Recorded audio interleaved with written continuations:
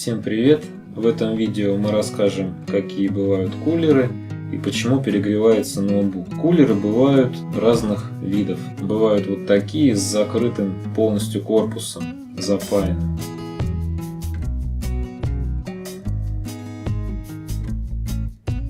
Бывают кулеры с открытым корпусом.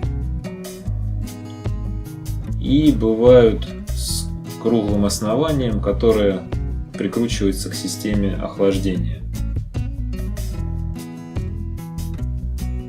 Также корпус кулера бывает пластиковым и металлическим. Еще бывает разное количество проводов. Вот у этого 3 провода, у этого 4. Еще бывает 2 провода, но это у более старых моделей.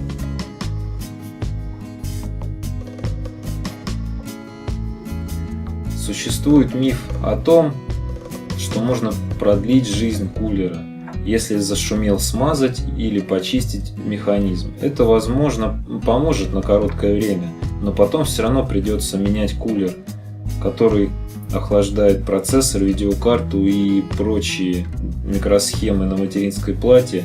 Они стоят в 10 раз дороже, чем сам кулер, поэтому не стоит рисковать. Лучше сразу сделать качественный ремонт.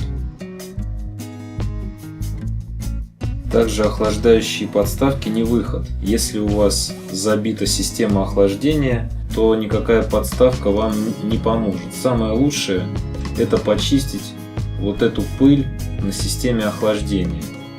Здесь еще ее немного. Если бы ноутбук поработал еще несколько месяцев, то бы она забилась полностью на 100%. Вот это самое лучшее, что можно сделать. Ну или заменить кулер на новый, если это необходимо. В основной своей массе ноутбуки бывают двух видов, у которых, сняв заднюю крышку, сразу получаешь доступ к системе охлаждения, и можно открутить несколько винтов, снять кулер, почистить систему охлаждения, заменить термопасту, если это необходимо, и собрать все назад. И второй распространенный вариант — это когда нужно разбирать ноутбук полностью.